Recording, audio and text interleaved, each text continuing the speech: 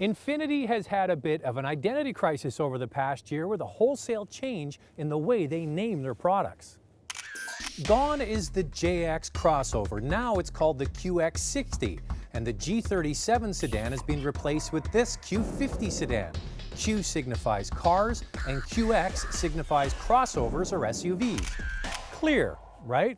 Well, it might take a while to get used to the new naming structure, but keep in mind it's the same quality products that are front and center.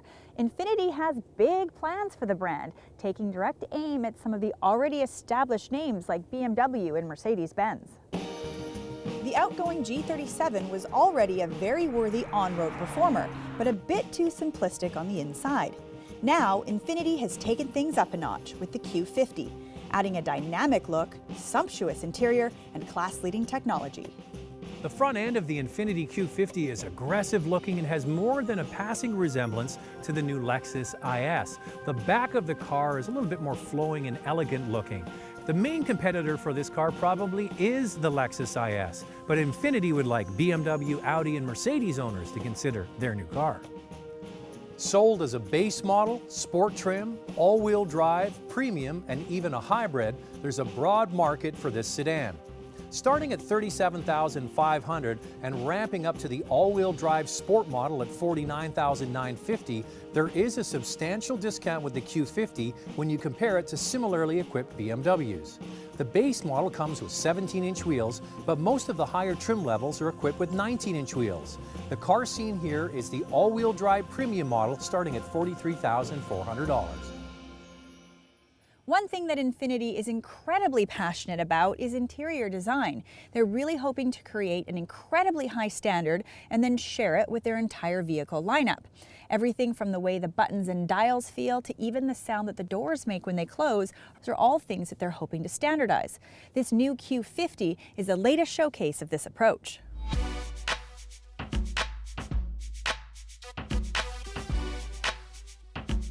The center console is very attractive with two screens, one placed for radio functions and the second for the navigation and backup camera. The way the lower screen is incorporated is first rate. It looks like a high-quality iPad that sits flush with the dash, while the other screen is recessed for easier use in bright light. The only problem with the system is it takes time to boot up when you start the car. This is one area that can hopefully be updated with software.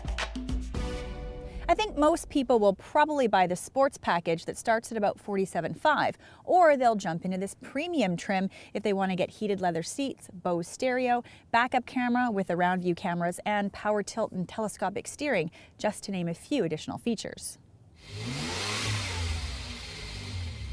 Most of the German compact luxury sedans are using a turbo 4-cylinder engine as their base power plant.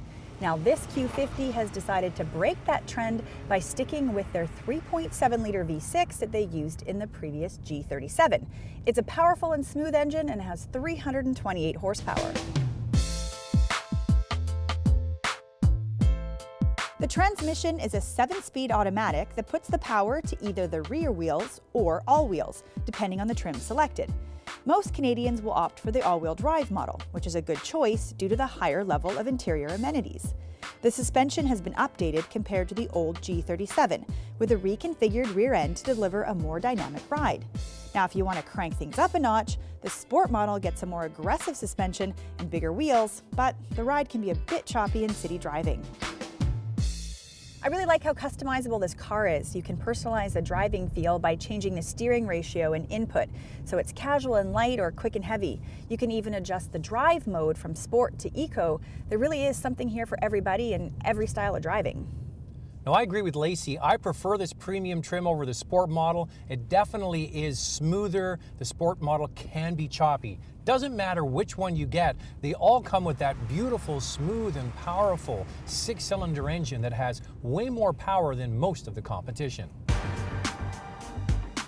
What makes this car unique is the fact it's the very first model to have an optional steer-by-wire system. Don't worry, there is a mechanical backup, and it's called direct adaptive steering.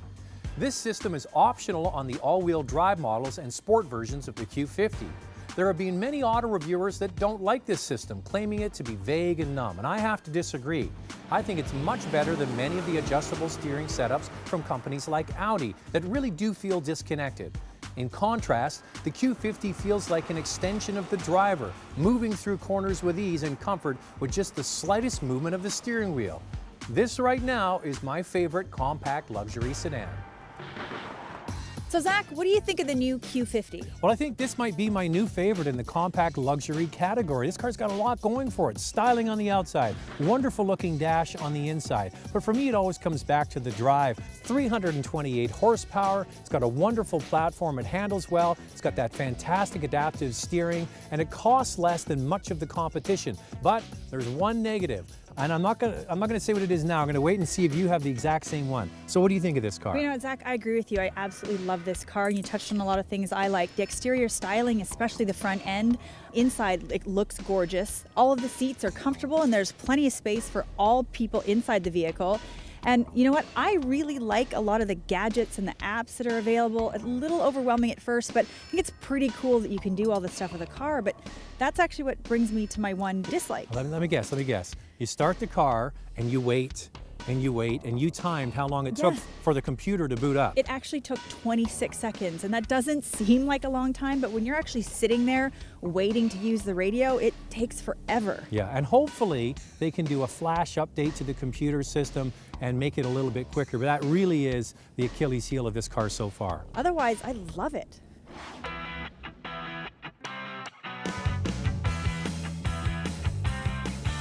Looking for a luxury car? All the reviews are available at drivingtelevision.com.